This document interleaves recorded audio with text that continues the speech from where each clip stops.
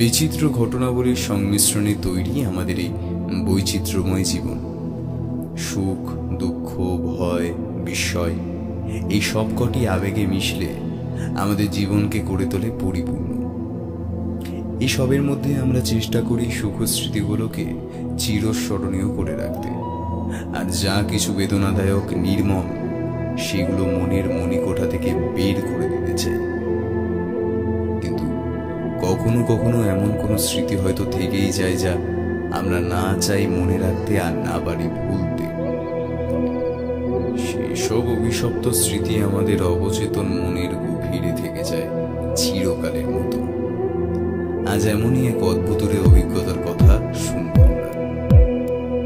গল্প পাঠে অনুভব, গল্পের সূত্রধার ও সন্নিত্রর ভূমিকায় আমি ব্রতদীপ, আয়ুধের ভূমিকায় পিনাকি ও মিস ক্ল্যারিয়ার ভূমিকায় তৃষা। শুরু হচ্ছে আজকের শিহরণ জাগানো সঞ্চারী ভট্টাচার্যর একটি লেখা ভৌতিক গল্প, হ্যাটনের অভিসংখ্যা।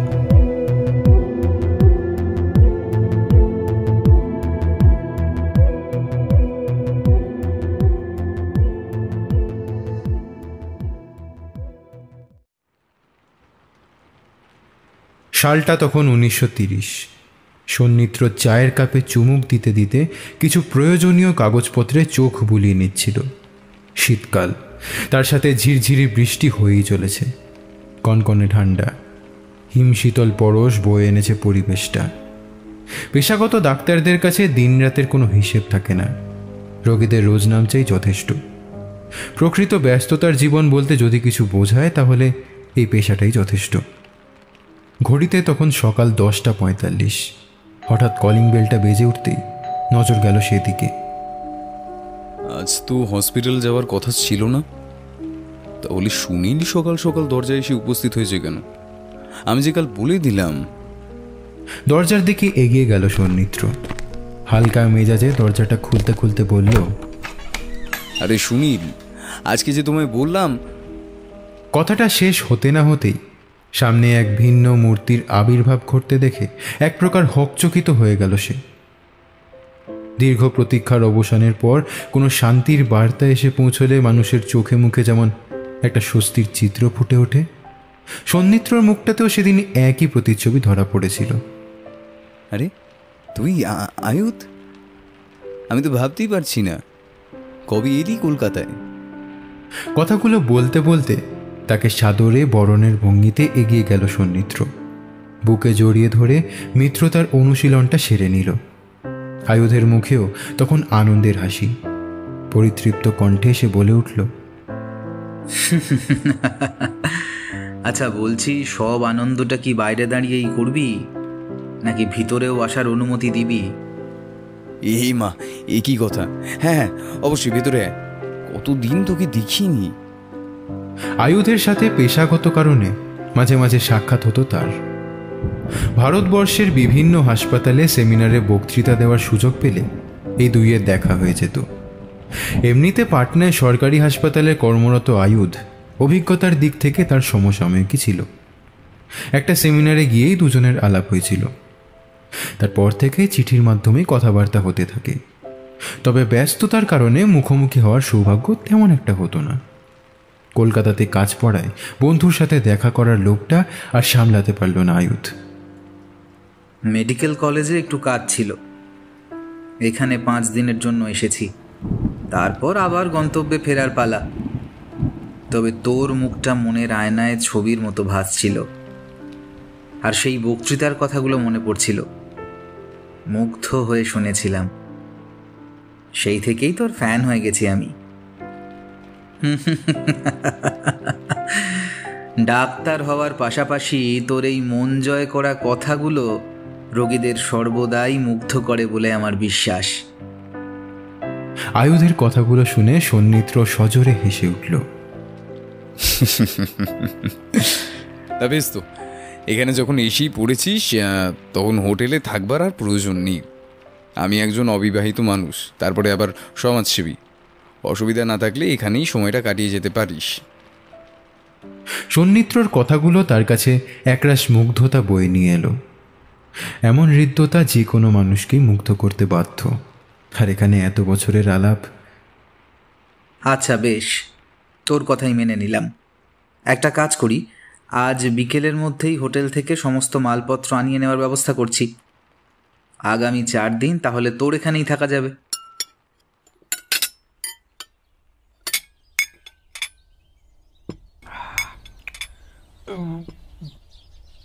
দুজনেই দুপুরের খাওয়া দাওয়া সেরে নিল। শীতের প্রকোপটা আরও জাঁকিয়ে বসেছিল। আয়ুধের আবার একটা বদ অভ্যাস ছিল। দুপুরের খাওয়া দাওয়া শেষ করে ঠিক 1 ঘন্টা বাদে তাকে গ্রিন টি সেবন করতেই হতো। যথারীতি সেই অনুরোধও রাখতে হলো সন্নিত্রকে। দুজনেই 2 কাপ গ্রিন টি নিয়ে ড্রয়িং রুমে বসে পড়ল। আয়ুধ কথায় কথায় তাকে জিজ্ঞাসা করল,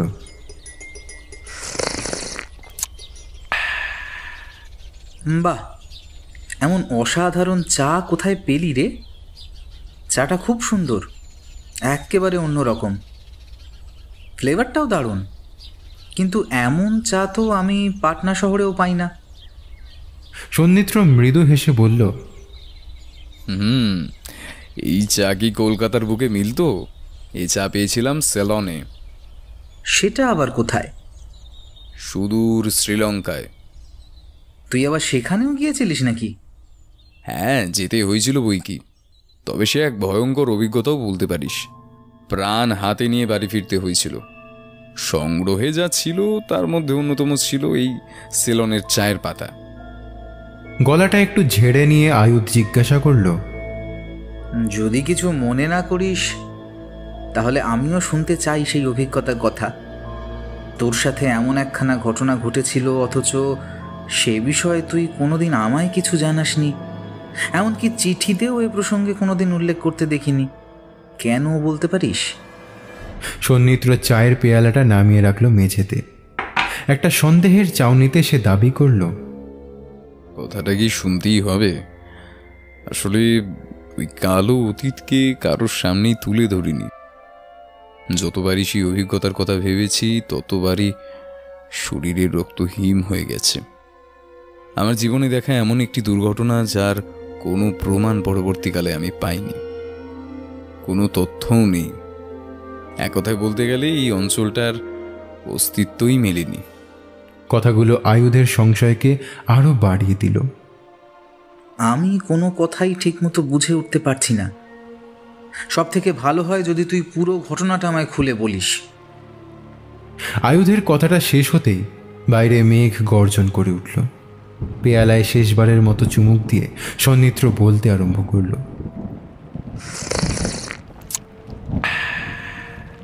1920 সাল।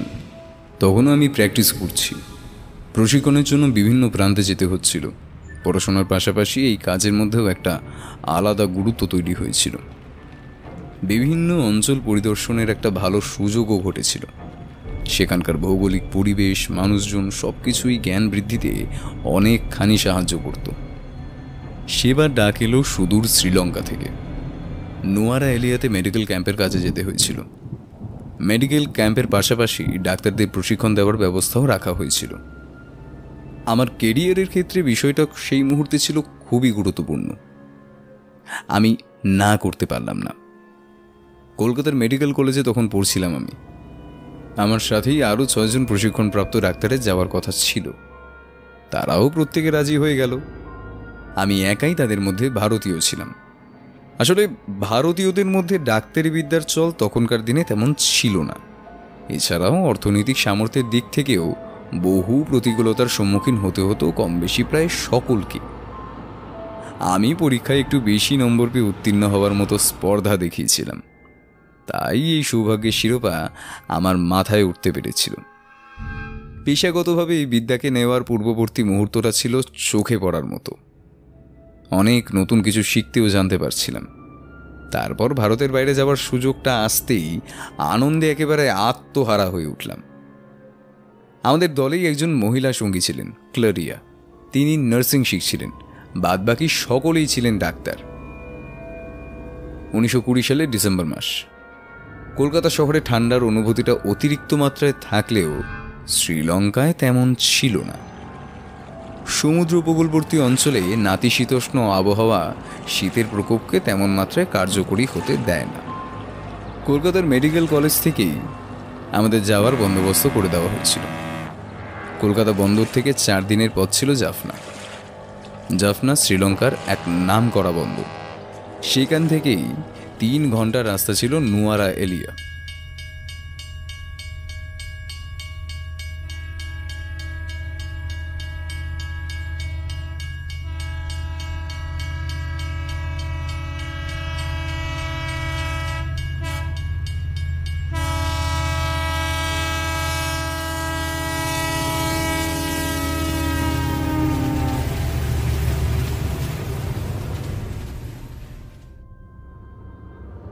ট্রেন পথে নুয়ারা এলিয়াতে পৌঁছতে হয়েছিল। আমরা 3 মাসের জন্য এই ক্যাম্পে গেছিলাম। 1903 সাল থেকে শ্রীলঙ্কায় মোটর গাড়ির চল শুরু হয়ে গিয়েছিল। ট্রেন থেকে নামার পরে সরকারি তরফে 2টি মোটর গাড়ি পাঠিয়ে দেওয়া হয়েছিল। সেটাতেই করেই নুয়ারা এলিয়ার সেই প্রান্তিক গ্রামটিতে পৌঁছেছিলাম। ওখানেই ক্যাম্প তৈরি করা হয়েছিল। ভারতবর্ষের বিভিন্ন প্রান্ত থেকে প্রায় 500 জন ডাক্তারকে ওই স্থানে প্রশিক্ষণ দেওয়ার জন্য নিয়ে আসা হয়েছিল। সুদূর ইংল্যান্ড থেকে ডাক্তাররা এসেছিলেন প্রশিক্ষক হয়ে। তাদের তত্ত্বাবধানেই জায়গাটিকে খুব সুন্দরভাবে সাজিয়ে দেওয়া হয়েছিল। প্রয়োজনীয় জিনিসপত্র হাতের কাছেই মজুদ ছিল। এছাড়া থাকা খাওয়ারও কোনো অসুবিধা ছিল না। 2 মাস সেইভাবেই অতিবাহিত হয়ে গেল। প্রশিক্ষণের দ্বারা নিজেকে অনেকটাই সমৃদ্ধ করার সুযোগ পেলাম। এর মধ্যে 3 দিনের বিরতিও পেয়েছিলাম। আমাদের অনেক অনুরোধে অথরিটি থেকে 3 দিনের ছুটি মঞ্জুর করা হয়েছিল। আমার একটি জায়গা নিজের চোখে দেখে আসার প্রবণতাটি প্রবলভাবে কাজ করেছিল। সেটি ছিল শ্রীলঙ্কার হ্যাটন শহর। এইটি এই অঞ্চলের সবচেয়ে বড় চা শিল্পের স্টেট হিসেবে সমকালীন পৃথিবীতে প্রসিদ্ধি লাভ করেছিল। 1880 থেকে 1890 সালের মধ্যে জায়গাটি ইংরেজ ঔপনিবেশিক শাসনের অন্যতম প্রধান ঘাঁটিতে পরিণত হয়েছিল। বৈদেশিক প্রতিনিধিত্বের প্রাধান্য ছিল সর্বাধিক, কিন্তু সেই অঞ্চলটির সাথেও এক মস্ত বড় ইতিহাস জড়িত ছিল। ওই ইতিহাস জানার পরেই আমাদের জায়গাটির প্রতি কৌতূহলটাও অধিক মাত্রায় বৃদ্ধি পেয়েছিল। আমাদের ক্যাম্পেরই এক স্থানীয় কর্মচারীর কাছ থেকে চা বাগিচা সম্পর্কে অনেক কথাই শুনতে পেয়েছিলাম। লোকটা আমাদের সাথে প্রায় গল্প করত, কিন্তু ওই অঞ্চলের ইতিহাসের পটচিত্র এঁকে দেওয়ার পরেই কর্পূরের মতো গায়েব হয়ে গেল। সেই মানুষটা আমাদের সব সত্যিটা বলতে চাননি, আর সেটাই পরবর্তী পর্যায়ে আমাদের জীবনে অভিশাপের ন্যায় ডালপালা বিস্তার করে আবির্ভূত হয়েছিল। সে ধাক্কা সামলানো ছিল আর এক ঝুঁকির বিষয়। সেই অভিজ্ঞতা বোধহয় খুব কম মানুষেরই হয়েছে। কথাটা শেষ করে সন্নিত্র একটু থামল। আয়ুধের একটা প্রশ্নের উত্তর খুঁজতেই তাকে থামতে হলো। আচ্ছা, ওই লোকটা কেন সত্যি কথা বলেননি? লুকিয়ে যাওয়ার কারণ কি ছিল? তার সাথে কি আর পরবর্তীকালে দেখা হওয়ার সুযোগ ঘটেছিল? সন্নিত্র বলল, সব কৌতূহলের সমাধান আমিই করব, শুধু একটু ধৈর্য ধর, সবটাই বলছি।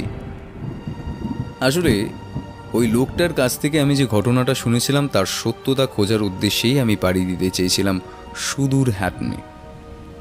কিন্তু লোকটির সাথে ওই একবারের বেশি আর সাক্ষাৎ হয়নি। আজও মনে সন্দেহ জাগে, ওই লোকটি আমাদের সকলকে বিপথগামী করেননি তো? আয়ুধ বলল, তারপর কি হলো? কি এমন ছিল সেই লোকটির কাহিনীতে যা তোদের সকলকে বাধ্য করেছিল সেই অজানার খোঁজে পাড়ি দিতে? এক অমোঘ টান কাজ করছিল। আমি সবচেয়ে বেশি মাত্রায় প্রভাবিত হয়েছিলাম। লোকটির বলা সমস্ত ঘটনা আমার কাছে বাস্তব হয়ে ধরা দিয়েছিল। মনে হচ্ছিল সব কিছুকে নতুন করে চোখের সামনে সত্যি হতে দেখছি। লোকটি বলেছিল শ্রীলঙ্কার এই অঞ্চলটি 1880 থেকে 1890 সালের মধ্যে এক বিশাল সমৃদ্ধশালী অঞ্চলরূপে আত্মপ্রকাশ করেছিল।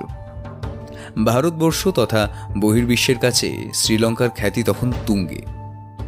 অন্যতম সমৃদ্ধশালী চা শিল্পের স্টেট হিসেবে এই স্থানটির বিপুল মাহাত্ম্য তৈরি হয়েছিল।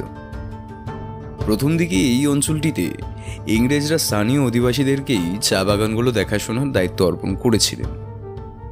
ফলে ওই অঞ্চলে জনসাধারণের দৈনন্দিন আয়ের মাধ্যম তৈরির সম্ভাবনাও দেখা দিয়েছিল। প্রত্যেকেই উচ্ছ্বসিত ছিলেন। ইংরেজ শাসনের খারাপ দিকটিকে প্রতিহত করতে এই উদ্যোগ ব্যাপক মাত্রায় কার্যকরী হয়েছিল। ঔপনিবেশিক শাসনের কুফল এবং সুফল উভয়ই ছিল, তবে এই চা বাগিচাগুলি ঔপনিবেশিক অর্থনীতির উন্নয়নে গুরুত্বপূর্ণ ভূমিকা পালন করেছিল। তার পাশাপাশি স্থানীয় অধিবাসীদের মন থেকে ইংরেজ বিরোধী মানসিকতাকে দূর করতেও অনেকখানি সহায়তা করেছিল। চা বাগানকে কেন্দ্র করে চা শিল্পেরও বিকাশ ঘটেছিল। প্রায় একটানা 10 বছর এইভাবে অতিক্রান্ত হওয়ার পর হঠাৎ ইংরেজ সাহেবদের মাথায় প্রতিনিধিত্বের চিন্তা তৈরি হলো। যারা এতদিন সাধারণ মানুষের দাবিগুলোকে তাদের উন্নতির অঙ্গীকার হিসেবে কাজে লাগিয়েছিলেন, তারাই তাদের উৎসাহিত মনগুলোকে পদদলিত করে সাম্রাজ্য বিস্তারের আকাঙ্ক্ষায় মেতে ওঠে। হ্যাটনের হাওয়া তখন অন্যদিকে বইতে শুরু করেছিল। সকলের মনের মধ্যেই ইংরেজ বিরোধী মানসিকতা জন্ম নিতে শুরু করেছিল। তার প্রধানতম কারণ ছিল ইংরেজরা বাইরে থেকে চা শিল্পে কর্মী নিয়োগ করতে শুরু করেছিলেন। ফলে স্থানীয় অধিবাসীদের জীবিকা চলে যেতে লাগলো। একে একে তারা সকলেই কারখানাগুলি থেকে বহিষ্কৃত হতে লাগলেন। ফলে জীবিকা হারিয়ে অনেকেই আত্মঘাতী হতে বাধ্য হলেন। এখানেই অত্যাচার থামল না। ইংরেজরা কর্মীদের ওপর চড়াও হলেন, তাদেরকে করাঘাত করা হলো। এভাবে চলতে থাকলো বেশ কিছু মাস। কর্মীদের ধৈর্যের সীমা লঙ্ঘন করার ফল হয়ে দাঁড়ালো আরও কঠিন। তারা হয়ে উঠলেন ইংরেজ বিরোধী। স্বায়ত্তশাসন ব্যবস্থাকে পদদলিত করে নিজেদের সাম্রাজ্য প্রতিষ্ঠার উদ্দেশ্যেই একে একে প্রস্তুত হলেন সকলে। তারা দলে দলে একত্রিত হলেন ইংরেজদেরকে শেষ করার জন্য। নিজেদের মধ্যে সুদূর প্রসারী পরিকল্পনা করতে লাগলেন। ইংরেজদের অগোচরেই তৈরি হলো হত্যার চক্রান্ত। বহু ইংরেজ শাসককে খুন করা হলো, তাদের পরিবারের লোকজনকে জ্যান্ত জ্বালিয়ে দেওয়া হলো। হ্যাটনের ইতিহাস হয়ে উঠল রক্তাক্ত।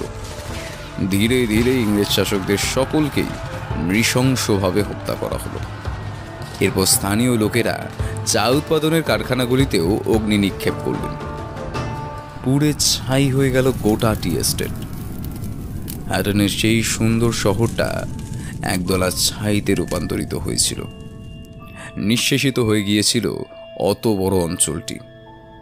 টি এস্টেট চিরতরে শেষ হয়ে গেল। তবে এখনও এই অঞ্চলে ইংরেজ আমলের স্থাপত্য শিল্পের বেশ কিছু নিদর্শন রয়েছে, যা দেখবার মতো। ওই অঞ্চলের সমৃদ্ধিকে আজও ধরে রেখেছে নিজেদের বুকে। এই ঘটনাটি আমাকে বাধ্য করেছিল ওই অঞ্চলটিতে যেতে। আমার খুব ইচ্ছা ছিল এই স্থানটি পরিদর্শন করার, কিন্তু এর পিছনে লুকিয়ে থাকা সেই অলৌকিক রহস্যের কথা উনি আমাদের জানাননি। লোকটির সাথে আমাদের সাক্ষাতের সুযোগ আর হয়নি। আমি এই কাহিনীটি আমার বাকি বন্ধুদের সাথে ভাগ করে নিতেই তারাও রাজি হয়ে গেছিল। ওই 3 দিনের ছুটিকে রোমাঞ্চকর করে তোলার স্বার্থেই নির্ধারিত দিনে যাওয়ার সিদ্ধান্ত নিয়ে ফেললাম। প্রথমে ভেবেছিলাম মোটর গাড়িতেই যাব, কারণ নুয়ারা এলিয়া থেকে 3 ঘন্টার পথ ছিল হ্যাটন। কিন্তু অদ্ভুত ব্যাপার, মোটর গাড়ির চালকরা কেউই যেতে রাজি হলেন না। আমরা ক্যাম্পের কর্তৃপক্ষদের বিষয়টা জানাতে চাইলাম না, পাছে তারা বাধা দেন। তাই ভাবলাম যদি অন্য কোনো উপায়ে যাওয়া যায়।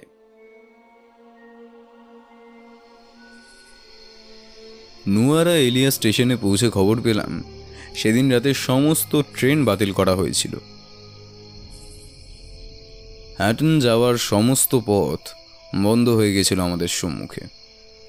ওই স্টেশনে একটি ভগ্নপ্রায় জীর্ণ প্ল্যাটফর্ম নজরে পড়ল, যেটি ছিল প্রায় পরিত্যক্ত। আমরা দেখে অবাক হলাম যে ওইরকম একটি জং ধরা লাইনের উপরেও কোনো ট্রেন দাঁড়িয়ে থাকতে পারে। ভালো করে খোঁজখবর নিয়ে দেখলাম স্টেশন চত্বর প্রায় ফাঁকা। ট্রেনটি নুয়ারা এলিয়া থেকে হ্যাটনের উদ্দেশ্যে পাড়ি দেওয়ার জন্য প্রস্তুতি নিচ্ছিল। ট্রেনের মধ্যে বেশ কিছু প্যাসেঞ্জারকেও দেখতে পেলাম। শুনশান একটি স্টেশনে এরকম একটি ট্রেনকে দাঁড়িয়ে থাকতে দেখে অবাক হওয়ার চেয়ে আনন্দই হয়েছিলাম অনেক বেশি। হ্যাটন শহরে আস্বাদ গ্রহণ করার বাসনায় আমরা প্রত্যেকেই তৎপর হয়ে উঠেছিলাম। স্টেশন মাস্টারের কাছে এগিয়ে গেলাম। রুক্ষ শুষ্ক চেহারার এক ইংরেজ ভদ্রলোক স্টেশন মাস্টারের পোশাক পরে দাঁড়িয়েছিল অনতি দূরেই। দেখে মনে হয়েছিল উনি স্টেশন মাস্টার। মাথায় চুল নেই বললেই চলে, চোখগুলো কোটরে ঢুকে গেছিল। আমরা কাছে গিয়ে জিজ্ঞাসা করতেই এক প্রকার ভয় করছিল। এরকম উদ্ভট চেহারার লোক আগে কোনো দিন দেখিনি। আসলে টিকিট কাউন্টারের ব্যাপারে জানার জন্যই তড়িঘড়ি করছিলাম। ট্রেনটা দেখে মনে হচ্ছিল খুব শীঘ্রই হয়তো ছেড়ে দেবে, তাই তার আগে টিকিটের ব্যবস্থা করাটা ছিল অত্যন্ত আবশ্যক। আচ্ছা, টিকিট কাউন্টারটা কোন দিকে বলতে পারেন? প্রায় 4 বার প্রশ্নটি জিজ্ঞেস করার পর লোকটি আমার দিকে তাকালেন। স্থির নিশ্চল একটি দৃষ্টি, চোখের পাতা নেই, চোখগুলো ঘোলাটে, মনের মধ্যে লাল রঙের আস্তরণ। মনে হচ্ছিল কোনো মৃত মানুষের চোখ খুলে এনে কারো শরীরে বসিয়ে দেওয়া হয়েছে। জ্যান্ত মানুষ নাকি মৃত বোঝার কোনো উপায় ছিল না। আমি অত্যাধিক ভয় পেয়ে গেছিলাম। লোকটি কিছুক্ষণ ওইভাবে তাকিয়ে থাকার পর আবার মুখ ঘুরিয়ে নিলেন। হুইসেল দিয়ে ট্রেনটি চালু করার আর্জি জানালেন। আমি অনেক জোরাজুরি করতে 6টা টিকিট হাতে ধরিয়ে দিই। ওনার কাছে টিকিটের ব্যবস্থা ছিল, অথচ কোনো কথা বলছিলেন না। এই বিষয়টি আমায় আরও ভাবিয়ে তুলেছিল। ট্রেন ছেড়ে দেওয়ার ভয় আমরা আর কথা না বাড়িয়ে সকলেই দৌড়ে ট্রেনে উঠে পড়েছিলাম। সন্ধ্যে 7টার সময় ট্রেন ছেড়ে দিল। সব থেকে অদ্ভুত ব্যাপার কি ছিল জানিস আয়ুধ? কি? ট্রেনে ওঠার পর মুহূর্তে আমি পিছন ফিরে আর সেই স্টেশন মাস্টারটিকে দেখতে পেলাম না। হাতের টিকিটগুলোর দিকে চোখ যেতেই চমকে উঠলাম। লাল রঙের মতো কোনো একটা তরলের ছিটে লেগেছিল প্রতিটি টিকিটে, আর সময়কালটি দেওয়া ছিল 1890 সাল, অথচ তখন ছিল 1920। এত পুরনো একটি টিকিট দেওয়ার পেছনে কোন রহস্য লুকিয়ে ছিল? আমরা প্রত্যেকেই বিষয়টা দেখে সেদিন সজোরে হেসে উঠেছিলাম। কিন্তু এগুলি যে আসন্ন বিপদের সংকেত হিসেবে কাজ করছিল তা বুঝতে আমাদের অনেক বিলম্ব হয়ে গেছিল।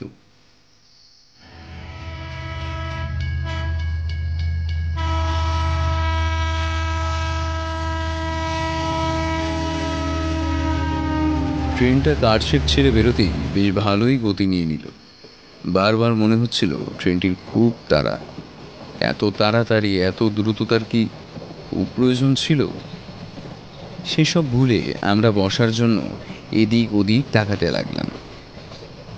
স্টেশন ছাড়ার পরে শুরু হলো জঙ্গলের রাস্তা। দুপাশের ঘন কালো আধারকে ভেদ করে এগিয়ে যাচ্ছিল ট্রেনটি। আমরা ধীরে ধীরে ভেতরের দিকে এগিয়ে গেলাম। ট্রেনটিতে বেশ ভালোই লোক ছিল সেদিন। ঘন্টা তিনেকের পথ খুব সহজেই কেটে যাবে ভেবে একজনের পাশে গিয়ে বসলাম। বাকিরাও একই কামরায় বসার সুযোগ পেয়ে গেছিল। ট্রেন ঝড়ের গতিতে এগোতে থাকল। ট্রেনের একটি মানুষকেও স্থান পরিবর্তন করতে দেখছিলাম না। 1 ঘন্টা এভাবেই অতিক্রান্ত হয়ে যাওয়ার পরে দেখলাম একই রাস্তা দিয়ে ট্রেনটি ছুটে চলেছে। বাইরেটা এতটাই অন্ধকারাচ্ছন্ন ছিল যে কোনো কিছুই সেভাবে চোখে পড়ছিল না। আমি লক্ষ্য করলাম ট্রেনের গতি ক্রমাগতভাবে বেড়েই চলছে, অথচ কোনো স্টেশনেই ট্রেনটি থামছে না। ট্রেনের গতি বেশি থাকায় জানলার কাজগুলোও ছিল অস্পষ্ট। একটা আবছা অন্ধকার চোখের সামনেটা ঢেকে রাখার চেষ্টা করছিল। ভাবলাম রাতের ট্রেন বলেই হয়তো কোথাও থামছে না, একেবারে হ্যাটনে গিয়েই হয়তো থামবে। 2 ঘন্টা এভাবেই অতিক্রান্ত হয়ে গেল। আমাদের মধ্যে 3 জন এক নাগারে বসে থাকতে থাকতে সেও হয়তো পরিশ্রান্ত হয়ে পড়েছিল। হঠাৎ আমায় হাতছানি দিয়ে রাখতে আমিও এগিয়ে গেলাম সেদিকে। ক্ল্যারিয়া বলল, এখান থেকে দাঁড়িয়ে ভালোভাবে লক্ষ্য করুন, আপনি হয়তো বিষয়টা বুঝতে পারবেন। আমি প্রথমবার ওর কথাগুলো তেমনভাবে বুঝতে পারলাম না, কিন্তু তারপরে নজরে গেল সামনের সারিতে বসে থাকা লোকটির দিকে। আমি বেশ কিছুক্ষণ লক্ষ্য করবার পরেই চমকে উঠলাম। লোকটি চেয়ার ছেড়ে উঠলেন না, অথচ তার শরীরের মধ্যে থেকে একটা অবয়ব বেরিয়ে সামনের অভিমুখে বসল। ধীর গতিতে উঠে ট্রেনের সর্বত্রই ভ্রমণ করতে লাগলো। এমন ঘটনা সকলের সাথেই ঘটতে লাগলো। প্রত্যেকের শরীরগুলো স্থির হয়ে বসে রইল, কিন্তু অবয়বগুলো চলমান অবস্থায় একে অপরের শরীরকে ভেদ করে ওই স্থানটিতে পরিভ্রমণ করতে লাগলো। বেশ কিছুটা সময় এভাবে অতিবাহিত হওয়ার পর আমার শরীরের রক্ত হিম হয়ে গেল। বুঝতে পারলাম মৃতদের আশ্রয়ে এসে উপস্থিত হয়েছি। আমরা 6 জন বাদে আর কেউই জীবিত নেই। সামনে দেখলাম সিগন্যালের লাল বাতি জ্বলে উঠেছে। ট্রেনটা এতক্ষণে গতি এগিয়ে আসলেও ওই লাল বাতিটিকে লক্ষ্য করে আস্তে আস্তে গতি কমালো। আমি আর ক্লারিয়া ভয়তে ট্রেন থেকে নেমে পড়লাম। বসে বসে মৃত্যুর প্রহর গোনার চেয়ে নেমে পড়ে নিজেদের প্রাণ বাঁচানোর তাগিদটা তখন অধিক মাত্রায় কাজ করছিল। সামনে সিগন্যালটা দেখলাম তখন লাল হয়েই ছিল। বুঝলাম ট্রেনটা এখানে বেশ কিছুক্ষণ দাঁড়িয়ে থাকবে। আমরা নামার সময়টুকু পাবো। নিজেরা নেমে তারপর বাকিদেরকেও ধীরে ধীরে ডেকে নেব। সজোরে ডাকার মতো সাহস ছিল না। সময়ের উপরে ছেড়ে দেওয়া ছাড়া আর কোনো উপায় নজরে পড়ছিল না। হঠাৎ ট্রেনের গায়ে একটা নোটিশ নজরে পড়ল। লেখাগুলি বেশ অনেকটাই পুরনো, কাগজটাও মলিন, বহুদিন আগের নোটিশ। অথচ লেখার অক্ষরগুলো তখনও প্রকটভাবেই জলজল করছিল। তাতে লেখা ছিল, এরকম ধরনের কোনো ট্রেন নজরে পড়লে প্রত্যেকেই এড়িয়ে যাবেন, কেউ ভুলেও এর সংস্পর্শে আসবেন না। যদি কোনো বিপদের সম্মুখীন হন তার দায় সরকারের নয়। আর লক্ষ্য করলাম সেই নোটিশের সময়সীমা উল্লেখ করা ছিল 1890 সালে। অর্থাৎ ট্রেনটি দুর্ঘটনাগ্রস্ত হওয়ার পরেই এরকম একটি নোটিশ সরকারি তরফে জনস্বার্থে জারি করা হয়েছিল। হয়তো এমনটাই আশঙ্কা ছিল সকলের, তাই আগে থাকতেই মানুষকে জানিয়ে দেওয়ার সিদ্ধান্ত নিয়েছিলেন তারা। কিংবা সাধারণের মধ্যে ত্রাসের সৃষ্টি যাতে না হয় তার থেকেও স্থানীয় জনগণকে জানানোর প্রয়োজন বোধ করেছিলেন সরকারি প্রতিনিধিরা। জল্পনার শেষ ছিল না, তবে এটুকু বুঝতে পেরেছিলাম ট্রেনটির আতঙ্কের ইতিহাস কোনো নতুন ঘটনা ছিল না। কিন্তু ট্রেনটিতে এই বিষয়গুলো আজও বলবৎ রাখার কারণ কি ছিল সেটা আমাদের মাথায় আসছিল না। আমরা ট্রেনটিতে ওঠার সময় কেন এই নোটিশটি নজরে এলো না তাও বুঝে উঠতে পারলাম না। সেই মুহূর্তটা ছিল প্রচণ্ড ভয়ের। তাহলে কি আত্মাদের অস্তিত্বের কথা বোঝানোর স্বার্থেই তারা এমনটা করেছিল? সব কিছু তালগোল পাকিয়ে যাচ্ছিল। মনের মধ্যে একটা চিন্তাই কাজ করছিল, আমাদের যে করেই হোক এখান থেকে প্রাণ নিয়ে ফিরতেই হবে। ঠিক সেই সময় ট্রেনের দিক থেকে হঠাৎ একটা ক্ষীণ কণ্ঠস্বর ভেসে আসলো। গলাটা ছিল আমাদেরই এক বন্ধুর। তার দিকে চোখ পড়তেই সারা শরীরের রক্ত হিম হয়ে গেল। দেখলাম তার কাটা মাথাটা তার ডান হাতের তালুতে সুসজ্জিত। আমাদের নাম ধরে ডেকে উঠেছিল সে। ভালো করে বিষয়টা প্রত্যক্ষ করলাম। গোটা ট্রেনটিতে তখন কেউ যেন আগুন ধরিয়ে দিয়েছিল। আমাদের পালাবার পথ বলতে সামনে বিস্তৃত সেই জঙ্গল ব্যতীত আর কিছুই অবশিষ্ট ছিল না। আমি আর ক্লারিয়া রুদ্ধশ্বাসে দৌড়তে শুরু করলাম। লক্ষ্য করলাম ট্রেনটা যেখানে এসে থেমেছিল সেখানে লাইনটা ভেঙে গেছিল। সামনের দিকে এগোনোর আর কোনো পথ ছিল না। জঙ্গলের ধার ঘেঁষে হাতে প্রাণ নিয়ে দৌড়তে শুরু করলাম। অন্ধকারকে ভেদ করে মায়াবী কণ্ঠস্বর আমাদের কান ঘেঁষে বেরিয়ে জঙ্গলের গভীরে মিশে যেতে লাগলো। অনুভব করতে পারছিলাম বিদেহী আত্মারা আমাদেরকে ঘিরে ফেলতে চাইছিল। তখন এমন একটা পরিস্থিতির মুখোমুখি হয়েছিলাম যে মনে হচ্ছিল এখানে হয় পথ হারিয়ে মৃত্যুকে বরণ করে নিতে হবে, নচেত এই আত্মারাই গ্রাস করবে আমাদের। ক্লারিয়া ছিল আমার চেয়ে অনেক বেশি সাহসী। সবাই বলেন একজন পুরুষই নাকি একজন মহিলাকে রক্ষা করতে সক্ষম। সেদিন বিপদের দিনে ওই মেয়েটির জন্যই আমার প্রাণ রক্ষা পেয়েছিল। আয়ুধ জিজ্ঞাসা করল, তেমনটা কিভাবে সম্ভব? তোরা তো দুজনেই তখন একই অসামঞ্জস্যতার মধ্যে। আয়ুধের প্রশ্নগুলো শুনে সন্মিত্র একটুও অবাক হলো না। মেয়েদের বীরত্বের কথা শুনলে আজও পুরুষদের মনে প্রশ্ন তৈরি হয়। কথাগুলোকে না শোনার ভান করে বলতে লাগলো সন্মিত্র। কতটা রাস্তা চলে এসেছিলাম কোনো হুঁশ ছিল না। কিছুটা রাস্তা এগিয়ে গিয়ে দেখলাম টিম টিম করে আলো জ্বলছে। ততক্ষণে আমাদের সারা শরীর ক্ষতবিক্ষত। মৃতেরা তখনও উল্লাসে মত্ত। ভয়ঙ্কর একটি অবয়ব চোখের সামনে ধরা দিয়ে আবার গায়েব হয়ে যাচ্ছিল। আমরা মনে সাহস নিয়ে সমস্ত বাধাকে উপেক্ষা করেই এগিয়ে যেতে লাগলাম। একটি ক্ষীণ আলোক রশ্মিকে লক্ষ্য করে আরও কিছুটা রাস্তা এগোনোর পর দেখলাম বেশ কিছু আদিবাসীদের কুটির ঝুপড়ির মতো সারিবদ্ধভাবে পাশাপাশি দাঁড়িয়েছিল। আমরা কোনো চিন্তা না করেই কড়া নাড়লাম একটি দরজায়। আশ্রয়ের সম্বল খুঁজে পাবো ভাবতেও পারিনি। দূরবর্তী অঞ্চলে যে প্রাণের উপস্থিতিও পাওয়া সম্ভব তা ভেবেও গা শিউরে উঠেছিল। বেশ কিছুবার এভাবে দরজায় কড়া নাড়ার পর একজন মধ্যবয়সী লোক দরজাটা খুললেন। ছোট্ট খুপড়ির মতো একটি ঘর, টিম টিম করে প্রদীপের আলো জ্বলছিল। চারদিকে ঘুটঘুটে অন্ধকার। লোকটিকে দেখে ঘরে ঢোকার সাহস হচ্ছিল না। তবে ক্লারিয়ার শারীরিক অবস্থার অবনতি ঘটতে দেখে এক প্রকার বাধ্য হয়েই সেই আশ্রয়টিকে সেদিন বেছে নিতে হয়েছিল। আমাদের প্রতিকূল অবস্থা দেখে সেই লোকটি রাতটা ওনার আস্তানাতেই কাটাতে বললেন। আমাদেরকে ধরে ধরে ঘরের এক কোণে বসালেন। তারপর সদর দরজাটা ভালো করে বন্ধ করে একটা লাল রঙের কাপড় দরজায় বেঁধে দিলেন। আর কিছুক্ষণ আদিবাসী ভাষায় কি সব মন্ত্রপাঠ করে আমাদের পাশে এসে বসলেন। বুঝলাম লোকটি কোনো একটি অপশক্তিকে প্রতিরোধ করার জন্যই এমনটা করেছিলেন। প্রদীপের আলোয় তার চেহারাটা দেখবার পর মনে সামান্য বল ফিরে পেয়েছিলাম। উনি যে আমাদের দুজনের মতোই রক্ত মাংসের জীব তার প্রমাণ বহুবার পেলাম। কিছুটা সময় জিরিয়ে নেওয়ার পরে দুজনেই ওনার কাছে জল চাইলাম। জল এগিয়ে দেওয়ার পর ক্লারিয়া জলের গ্লাসটা অর্ধেক শেষ করেই মেঝেতে লুটিয়ে পড়ল। চোখের সামনে শেষ হতে দেখছিলাম তাকে। এত বিভৎসতা আর জীবনে কোনো দিন দেখতে হয়নি।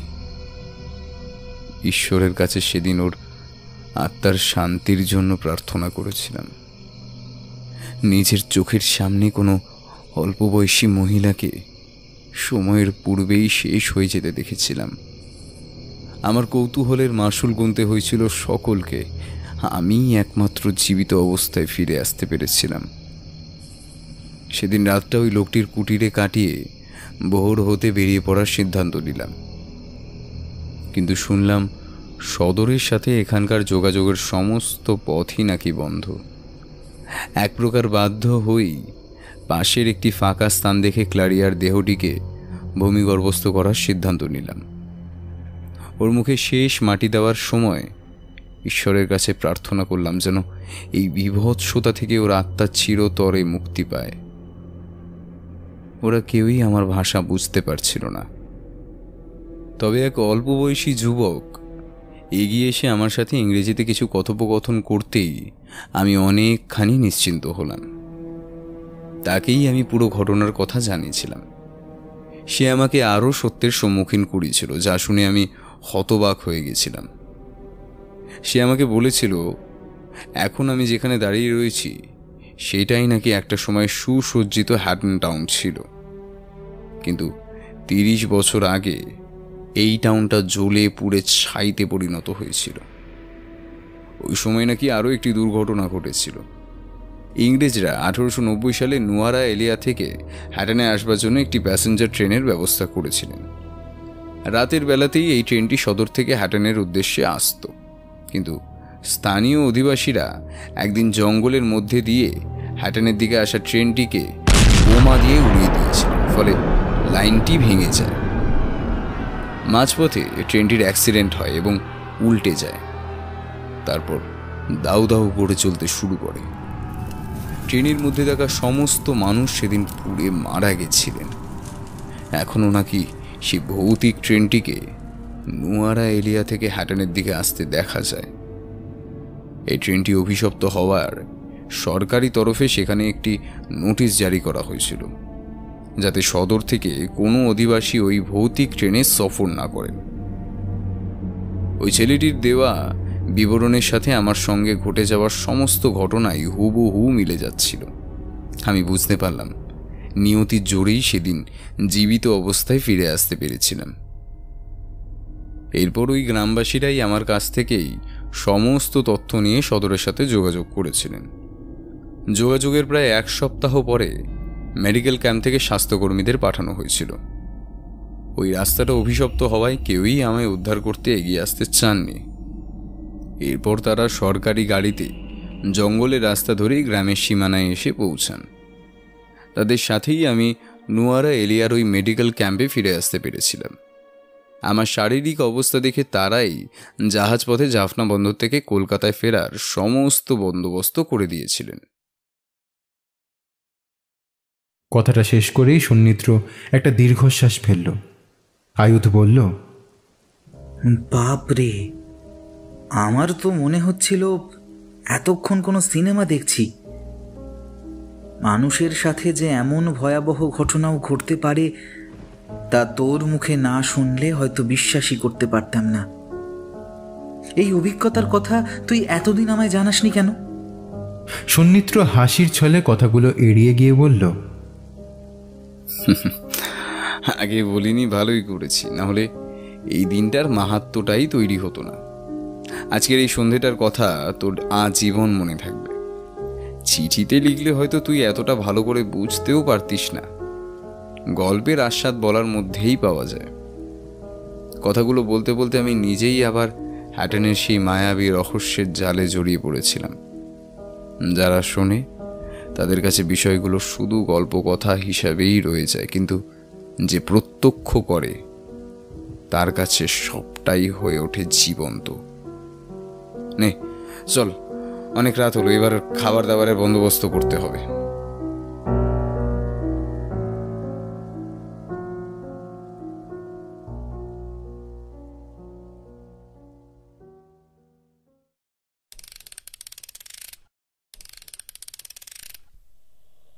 শুনছিলেন সঞ্চারী ভট্টাচার্যের কলমে হ্যাটনের অভিসংকার, সম্পাদনা এবং কাস্টিংয়ে সৌরভ এবং শ্রেয়া, এডিটিং, পরিচালনা এবং ভিডিওর ভিজুয়াল ইফেক্টসে সৌরভ, পোস্টার ডিজাইন কৃষ্ণেন্দু নন্দু।